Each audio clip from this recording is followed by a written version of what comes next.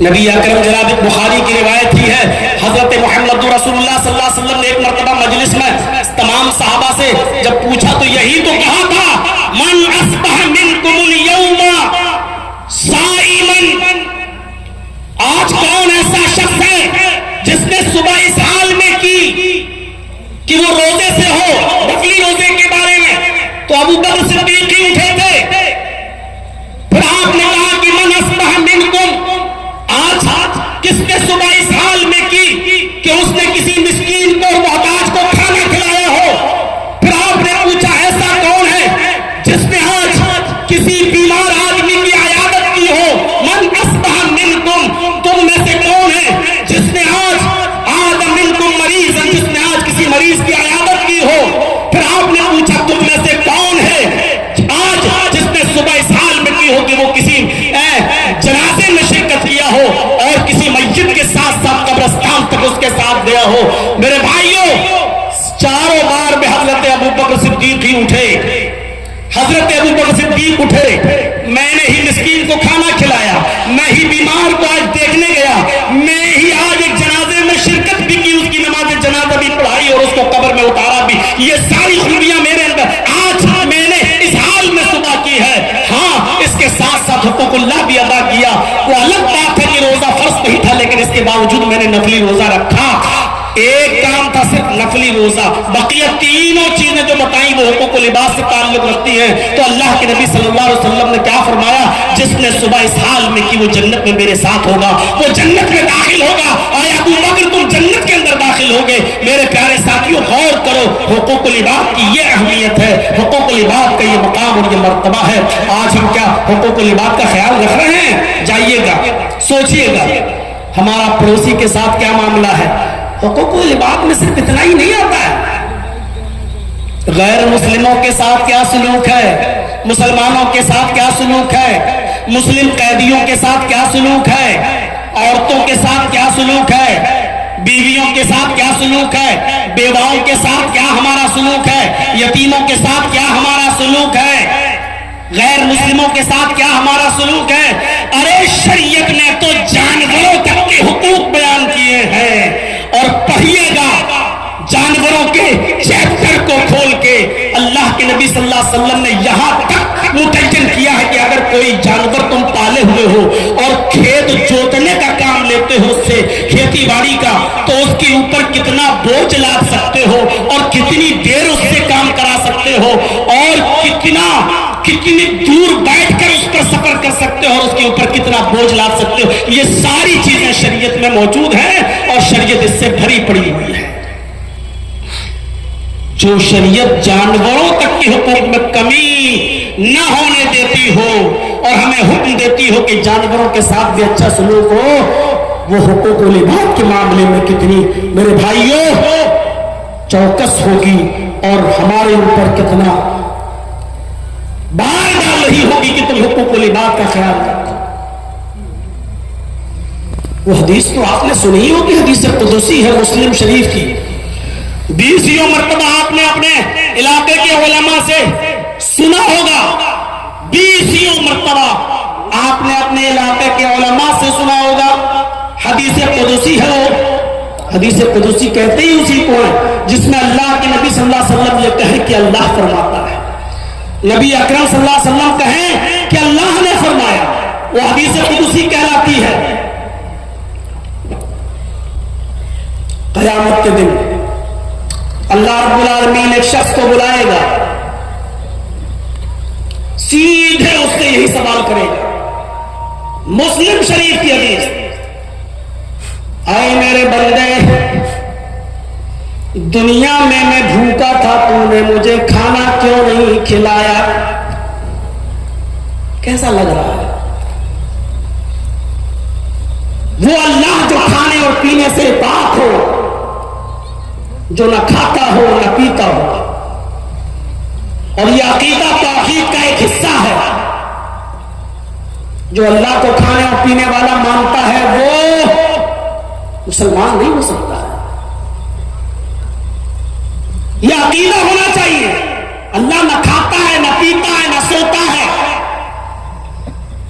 لا تأخذہ سنۃ ولا نوم، नहीं आती, नींद तो बहुत दूर की बात। ऊन तो जानते ही ना, और ना जानते हो तो जुमे के दिन चले जाइएगा मस्जिद में, जाते ही होंगे। और कोई मौलाना साहब बेचारे सीधी सीधी तकरीर कर रहे हो, जैसे किताब पढ़ी जाती हो, उस अंदाज में समझा रहे हो, तो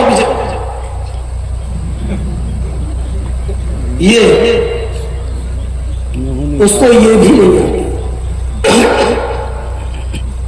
लेकिन कयामत के दिन अल्लाह एक इंसान को बुलाएगा, इधर आओ, उससे कहेगा दुनिया में मैं भूखा था, तूने मुझे खाना क्यों नहीं खिलाया? और उस आदमी का जवाब भी यही होगा, आय अल्लाह तुझे कौन खिलाएगा और कैसे खिला सकता है, तू तो खाता ही नहीं। आय अल्लाह तू तो सारी कायनात को खिलाने पिलाने वाला है, फिर तू कैसे? उसके जवाब में अल्लाह रब्बुल आलमीन जो कहेगा, ऐ मेरे बंदे दुनिया में मेरा फला बंदा भूखा था, ऐ मेरे बंदे दुनिया में मेरा फला बंदा भूखा था, अगर तूने उसको खिलाया होता तो तू मुझे उसके पास पाता। उसके पास पाता मतलब ये थोड़ी कि मैं वहां मौजूद होता, यानी मैं तेरी मदद के लिए हाजिर रहता। अल्लाह रब्बुल आलमीन के लिए जरूरी नहीं है कि वो आसमान से उतरकर दुनिया पर आए और लोग कहें कि नहीं वो यहां है, वो इस बोतल में भी है, वो इस कैमरे में भी है, वो इस मजलिस में भी है।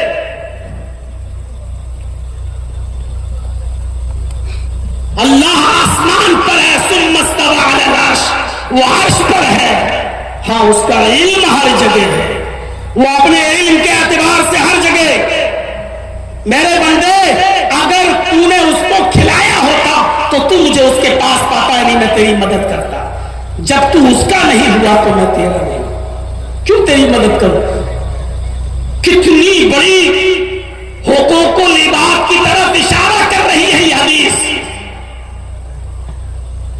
एक भूखे को खाना खिलाना, खिलाना ही नहीं दूसरों को उभारना भी। अरे मोहताजों को, मिस्कीनों को खाना खिलाओ, ये शरीयत का एक हिस्सा है। वला यहुद्दु अला तामिल मिस्कीन, ये वो शख्स है जो लोगों को फकीर, मोहताज और भूखों को खाना खिलाने के लिए उकसाता नहीं था, उभारता नहीं था। कुरान पढ़िए, कहा वला यहुद्दु अला तामिल मिस्कीन, ये वो शख्स है जो मोहताज को, मिस्कीनों को खाना खिलाता नहीं था, ये नहीं, दूसरों को खिलाने के लिए उभारता नहीं था, उकसाता नहीं था।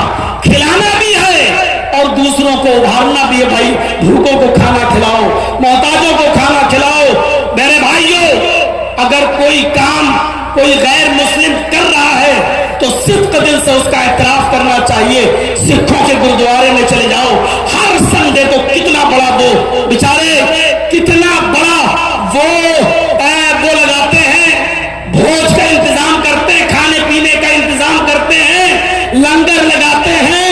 कोई भी आ जाए उनके दस्तरखान पर बैठकर वो हर संडे को खाना भी खिलाते हैं। चले जाइए चांदनी चौक पर और चले जाइए आप मेरे भाइयों नांदेड़, जिसका पूरा नाम है हुजूर साहब का नांदेड़, आप वहां चले जाइए जहां लाइन लगी रहती है रिक्शे वालों की और लाइन लगी रहती है गरीबों की, और वहां तो बड़े बड़े अमीर भी चले जाते हैं और खा के आते हैं। अगर खाना गरीब और मिस्कीनों के लिए कोई खिला रहा है, लंगर का इंतजाम कर रहा है, अगर किसी के अंदर ये अच्छी सिफत है तो खुलकर उसका एतराफ भी करना चाहिए। जो काम मुसलमानों के लिए थे कि वो मिस्कीनों को खाना खिलाएं, मोहताजों को खाना खिलाएं, फकीरों को खाना खिलाएं, आज ये सिफत उनके अंदर से निकल गई। एक मौके पर खाना, बस शादी होगी तो ठटकर, बारातियों को भी खिलाएंगे। अरे नाक कट जाएगी, इनको पहले खिलाओ। نہیں تو زندگی بھر میری بیٹی کو تانے سننا پڑیں گے، یا پھر ولیمے کے موقع پر، لیکن مسکینوں کو اور فقیروں کو نہیں۔ اللہ ایک دوسرے شخص کو بلائے گا اور اس سے بھی کہے گا، آئے میرے بندے، دنیا میں پیاسا تھا، تو نے مجھے پانی کیوں نہیں پلایا؟ کیسا لگا؟ اللہ کہے گا کہ میرے بندے میں پیاسا تھا، تو نے مجھے پانی کیوں نہیں پلایا؟ حالانکہ وہ پیتا بھی نہیں ہے۔ بندہ کہے گا، اے اللہ تجھے کیسے پلا سکتے ہیں، تو تو ان چیزوں سے پاک ہے۔ اے اللہ تو ساری کائنات کو پلانے والا تھا، تو خود پیتا نہیں ہے، پھر میں تجھے پانی کیسے پلاؤں؟ اللہ کہے گا، میرے بندے، دنیا میں تیری چوکٹ پر میرا بندہ گیا تھا، پیاس کی وجہ سے تڑپ رہا تھا، تو نے اس کو پانی پلایا ہوتا، تو مجھے تو اپنے پاس پاتا، یعنی میں تیری مدد کرتا، میں تیرے کام آتا۔ تو نے میرے بندے کو پانی نہیں پلایا، میں نے بھی تیری مدد نہیں کی، کیا تیری مدد کروں؟ تیسرے حصے پر نظر رکھیے، کوئی چیز چھوڑی ہی نہیں ہے۔ انسان کو ان چیزوں کی بنیادی طور پر ضرورت ہے، کھانے کی، پینے کی۔ ہم لوگ بھی بولتے ہیں کپڑا، لتا، مکان۔ تیسرا سوال تیسرے شخص سے، اے میرے بندے، دنیا میں ننگا تھا، تو نے مجھے کپڑا کیوں نہیں پہنایا؟ جملہ دیکھیے، میرے بندے، دنیا میں ننگا تھا، تو نے مجھے کپڑا کیوں نہیں پہنایا؟ اللہ تو ساری کائنات کو پہناتا ہے، تو ان چیزوں سے پاک و صاف ہے، تجھے کیسے پہنائے کوئی؟ تو سب کو پہنانے والا ہے۔ تشبیہ ہوتی ہے، کی جاتی ہے۔ ایک دوسری حدیث قدسی میں خود اللہ کے رسول نے فرمایا کہ اللہ فرماتا ہے، العز ازاری والکبریاء ردائی فمن نازعنی فی کل واحد منہما فقد عذبتہ عذابا شدیدا۔ یہ بھی مسلم شریف کی حدیث ہے۔ یہاں اللہ تعالیٰ نے خود دو کپڑوں کا لفظ استعمال کیا، میرے بندوں میں بھی دو کپڑے پہنتا ہوں، العز ازاری، عزت میری لنگی ہے، والکبریاء ردائی، تکبر میری چادر ہے۔ تم جس طرح کپڑے پہنتے ہو میں بھی کپڑے پہنتا ہوں، لیکن تشبیہ کیا دی؟ العز ازاری، عزت میری لنگی ہے۔ کوئی آدمی اپنے آپ کو دنیا میں عزیز بننے کی کوشش نہ کرے، میں سب سے بڑا عزت والا۔ کوئی آدمی دنیا میں اپنے آپ کو متکبر نہ بنائے، میں کچھ ہوں، میں یہ ہوں، میں وہ ہوں۔ کبھی کبھی فون پہ، تم ابھی معلوم ہے تم کس سے بات کر رہے ہو؟ جانتے ہو میں کون بول رہا ہوں؟ یہی ہے وہ تکبر۔ اللہ کہتا ہے یہ دونوں چیزیں میرے لیے ہیں، العز ازاری والکبریاء ردائی، عزت میری لنگی ہے، والکبریاء ردائی، اور تکبر میری چادر۔ ان دونوں کپڑوں کو میں بھی پہنے ہوئے ہوں۔ فمن نازعنی فی کل واحد منہما، یہ دونوں چیزیں میرے لیے ہیں۔ اگر ان دونوں چیزوں میں سے کوئی ایک چیز بھی اگر میرے کسی بندے نے مجھ سے چھیننے کی کوشش کی، فمن نازعنی فی کل واحد منہما، ان دونوں میں سے کوئی ایک چیز بھی مجھ سے چھیننے کی کوشش کی، فقد عذبتہ، بس اتنا نہیں کہا کہ میں اس کو عذاب دوں گا، فقد عذبتہ عذابا شدیدا، میں اس کو دردناک سخت عذاب دوں گا۔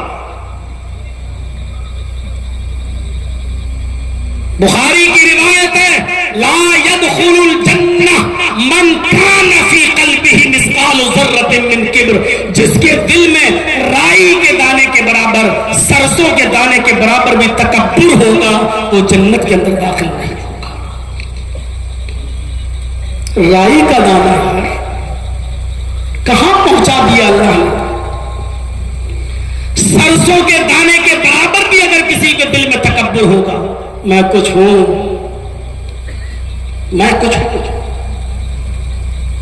لا يدخل الجنہ، وہ جنت میں داخل نہیں ہوگا۔ غور کیجیے آپ، اور حضرت عمر فاروق نے جب کسی غلام کو اپنے تھپڑ مار دیا تھا تو بعد میں اس نے کہا امیر المومنین، تھپڑ مارنے کا برا نہیں مانتا میں، لیکن بس میں جا رہا ہوں، آپ تنہائی میں تھوڑی دیر کے لیے اتنا سوچ لینا، کیا آپ نے مجھے تھپڑ جو مارا ہے وہ جائز مارا ہے یا ناجائز مارا ہے؟ اپنے ملازموں پر ظلم کرنے والوں، اپنے ماتحتوں پر دھوس جمانے والوں، ذرا غور کرو۔ حضرت عمر فاروق نے کہا میں استنجا کر رہا تھا، پیشاب کر رہا تھا، اور تو امیر المومنین چلا رہا تھا۔ جب تجھے معلوم ہے کہ میں استنجا کر رہا تھا تو تجھے چیخنا نہیں چاہیے، چلانا نہیں چاہیے۔ اس نے کہا امیر المومنین، مجھے نہیں معلوم تھا کہ آپ استنجا کر رہے ہیں، بھلا اگر میں دیکھ لوں کہ آپ استنجا کر رہے ہیں، پیشاب کے لیے بیٹھے ہوئے، تو میں کیوں کہوں گا؟ میری نظر آپ کے اوپر نہیں پڑی، اگر پڑ جاتی تو میں کیوں چیختا؟ حضرت عمر نے کہا کیا تم یہ بات حلف باللہ کے ساتھ کہہ سکتے ہو؟ اس نے کہا میں اللہ کی قسم کھا کر کہتا ہوں کہ مجھے نہیں معلوم کہ آپ استنجا کر رہے تھے۔ حضرت عمر نے کہا جب تو نے اللہ کی قسم کھا کر یہ بات کہہ دی تو پھر اب میں نے جو تھپڑ مارا تجھے ناجائز مارا ہے، ادھر آؤ، اب تو بھی بدلہ لے لے، یہ رہا میرا گال، جتنی زور سے میں نے تجھے تھپڑ مارا اتنی زور سے تو بھی مجھے مار لے۔ اس نے کہا امیر المومنین، آپ کو اپنی غلطی کا احساس ہو گیا، میں نے معاف کیا۔ فرمایا نہیں، اسی دنیا میں تمہیں انتقام لینا ہوگا، اسی دنیا میں تمہیں بدلہ لینا ہوگا، قیامت کے دن میں اپنی ایک نیکی بھی تمہیں نہیں دے سکتا ہوں، تم اس لیے مجھے معاف کر رہے ہو کیونکہ میں امیر المومنین ہوں، اس کی وجہ سے تم مجھے نظر انداز کر رہے ہو؟ نہیں، اس نے پھر کہا جس طرح میں نے قسم کھا کر اعتراف کیا کہ اللہ کی قسم میں نے آپ کو استنجا کرتے ہوئے نہیں دیکھا، اسی طرح میں اللہ کی قسم کھا کر کہتا ہوں کہ میں نے دل سے آپ کو معاف کر دیا۔ سب کے سامنے عمر فاروق کہہ رہا ہے کہ مجھے بھی تھپڑ مارو۔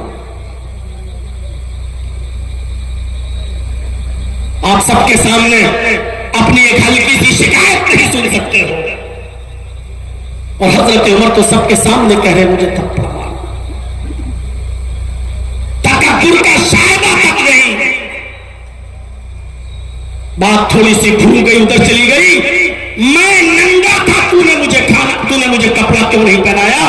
کہے گا اللہ تو کیسے ننگا رہ سکتا، تو ساری کائنات کو پہناتا ہے۔ تو اللہ رب العالمین کہے گا میرے بندے تیری چوکٹ پر پھٹے پرانے کپڑے پہنے ہوئے آیا تھا، تجھے معلوم تھا کہ آدمی بیچارہ غریب ہے، اس کے پاس کپڑا پہننے کے لیے بھی پیسہ نہیں ہے، خریدنے کے لیے بھی پیسہ نہیں ہے، تیرے پاس کپڑے کی فیکٹری تھی، کپڑے کا گودام تھا، پیسہ تھا، کپڑا خرید کر اس کو دے سکتا تھا، لیکن تیری چوکھٹ سے نا امید اور نا مراد نہ تھا، اس لیے اگر تو اس کی مدد کرتا تو میں تیری مدد کے لیے حاضر ہوں، میں تیری مدد کرتا، اگر تو اس کو کپڑا پہناتا تو مجھے اس کے پاس آتا۔ غور کرو میرے پیارے ساتھیوں، یہ حدیث حقوق العباد پر کتنی بڑی اہمیت رکھتی ہے، اور کیا بتاتی ہے کہ بھوکے، ننگے، محتاج، غریب ایسے لوگوں کے لیے ہمیں اور آپ کو اس دنیا میں پیدا کیا گیا ہے، اتارا گیا ہے کہ تم زمین والوں پر رحم کرو، آسمان والا تمہارے اوپر رحم کرے گا۔ یہ سب حدیثیں ایسے ہی مسجدوں میں سنانے کے لیے نہیں ہوتی کہ سن لو ایک کان سے اور دوسرے کان سے اڑا دو۔ محمد رسول اللہ ایک جنگ کے لیے اعلان کر رہے ہیں، لوگوں نے اپنے اپنے نام لکھا دیے ہیں، سب تیار ہیں جنگ میں جانے کے لیے۔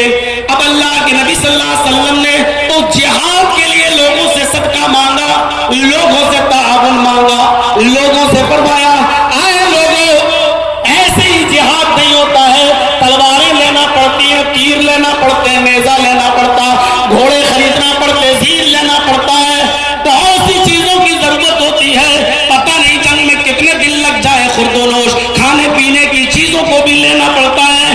اس لیے اس میں آپ نے اکسایا کہ صدقہ کرو، خیرات کرو، جس کے پاس جو حیثیت ہو وہ دے، اپنی اپنی حیثیت کے مطابق تعاون فرمائے۔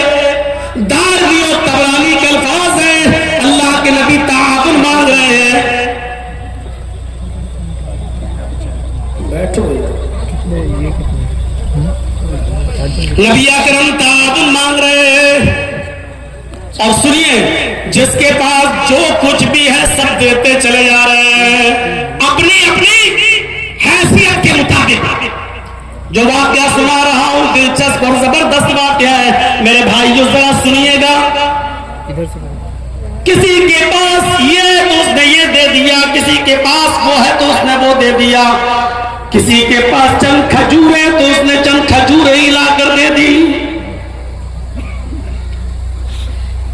سنو، آئسا ملوں کے زبردست فیلڈ میں اعظم گڑھ مئو اور اطراف و اکناس سے تشریف لانے والوں، ہزاروں کی تعداد میں یہاں جمع ہو کر بیٹھ کر سننے والوں، غور سے سنو، اسی محفل میں ایک صحابی ہیں، انصاری صحابی ہیں، جن کا نام علبہ ابن زید انصاری ہے۔ ان کے پاس ان کے گھر میں 2 کھجوریں بھی نہیں ہیں جو وہ 2 کھجوریں دے سکے، کچھ نہیں ہے ان کے پاس دینے کے لیے۔ جہاد میں جانا ہے، نام لکھا لیا ہے، لیکن ہر شخص ہر صحابی صدقہ و خیرات کر رہا ہے، کچھ نہ کچھ دے رہا ہے۔ علبہ ابن زید انصاری کے پاس کچھ بھی نہیں ہے۔ کہتے مجھے بڑی شرمندگی محسوس ہوئی، مجھے بڑی شرمندگی محسوس ہوئی، محفل سے چپکے سے اڑتے ہیں، سیدھے اپنے گھر جاتے ہیں، عشاء کی نماز پڑھتے ہیں، لیٹ جاتے ہیں، یہی سوچتے ہیں کہ اللہ میرے پاس ایسی کوئی چیز نہیں ہے کہ میں بھی اس کو صدقہ دے سکوں، میں بھی اس کو زکات میں نکال سکوں، اللہ کے رسول نے تعاون مانگا میں نبی اکرم کو دے سکوں، نبی اکرم صلی اللہ علیہ وسلم کو پہنچا سکوں۔ آدھی رات کے بعد اٹھتے ہیں، وضو بناتے ہیں، 2 رکعت نفل نماز پڑھتے ہیں، اور 2 رکعت نفل نماز کے بعد اللہ سے یوں دعا کرتے ہیں۔ غور کیجئے دعا کیا کر رہے ہیں، دعا کرتے ہیں اللہم انہ لیس عندی شیء ما اتصدق به الہ العالمین۔ تیرے نبی نے صدقہ و خیرات تعاون مانگا، اللہ کے ہر بندے نے، تیرے ہر بندے نے اپنی اپنی حیثیت کے مطابق جو تھا اس کو دیا، محمد رسول اللہ کو پہنچایا، کچھ نہیں تھا 2 کھجوریں تھی وہ دیا۔ انہ لیس عندی شیء، اے اللہ میرے پاس کوئی ایسی چیز نہیں، ما تصدق بھی، جس کو میں صدقہ دے سکوں، جس کو میں خیرات کر سکوں، میرے پاس کوئی چیز نہیں۔ میں نے نبی اکرم کو کوئی صدقہ نہیں دیا، میں نے نبی اکرم کو کوئی خیرات نہیں دیا، میں نے محمد رسول اللہ نے اللہ کے راہ میں جو مانگا، میں نے محمد رسول اللہ کا کوئی تعاون نہیں کیا۔ اللہم انی اتصدق بعرضی علی من نالہ، اے اللہ آج میں اپنی عزت کا صدقہ کرتا ہوں۔ اللہم انی اتصدق بعرضی علی من نالہ، اے اللہ آج میں اپنی عزت کا صدقہ کرتا ہوں۔ اگر تیرے کسی بندے نے میری عزت لی ہو، مجھے گالی دی ہو، میرے اوپر ظلم کیا ہو، میرے اوپر ستم ڈھایا ہو، میرے کوئی زیادتی کی ہو، اے اللہ میں تیری خوشنودی اور رضامندی کے لیے میں اس کو معاف کر رہا ہوں، اے اللہ یہی چیز میں صدقہ کر رہا ہوں، اے اللہ یہی میں خیرات کر رہا ہوں، اے اللہ میری اسی صدقے کو قبول کر لے، اے اللہ جانے انجانے میں اگر کسی نے مجھے گالی دی ہو، اگر کسی نے میرا حق مارا ہو، اگر کسی نے میری عزت کے ساتھ سودے بازی کی ہو، مجھے لعن و ملامت کیا ہو، اے اللہ کسی نے میرے اوپر ظلم کیا ہو اور میں نے اس سے کوئی بدلہ نہ لیا ہو، اے اللہ اللہم انی اتصدق بعرضی، اے اللہ میں اپنی اس عزت کا صدقہ کرتا ہوں، میں اپنی اسی عزت کو صدقہ دے رہا ہوں، اے اللہ جس نے بھی میری عزت سے کھلواڑ کیا ہو میں اس عزت کو صدقہ کر رہا ہوں، یہ کہہ کر وہ شخص سو جاتا ہے اور فجر کی نماز پڑھنے کے لیے مسجد میں جاتا ہے۔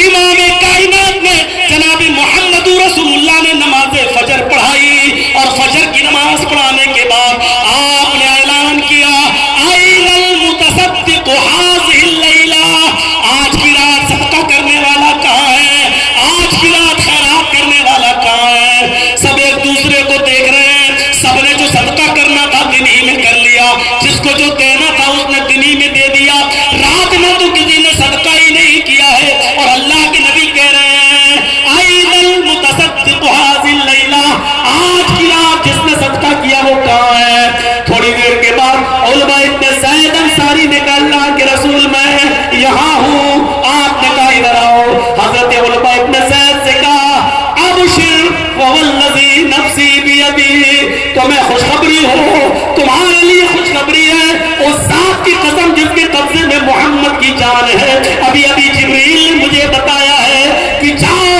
آج کی رات صدقہ دینے والے سے کہہ دو کہ اللہ رب العالمین نے تمہارے صدقے کو مقبول صدقے میں لکھ لیا ہے، تمہارا صدقہ قد کتبت فی الزکاۃ المقبلہ، اللہ رب العالمین نے مقبول زکات میں اس کو لکھ لیا ہے، یعنی تمہارا کل رات آج کی رات جو صدقہ تھا اللہ نے اس کو قبول کر لیا ہے۔ میرے پیارے ساتھیوں غور کرو، یہ بہت بڑی ظلم و زیادتی ہے کہ ہم کسی کے اوپر ظلم کریں، ہم کسی کے اوپر زیادتی کریں، یہاں تک کہ اگر ہم نے کسی کو گالی بھی دی ہے معاف کیجئے گا تو یہ بھی اس وقت تک معاف نہیں کرے گا اللہ جب تک وہ بندہ آپ کو معاف نہ کر دے جس کو آپ نے گالی دی ہے۔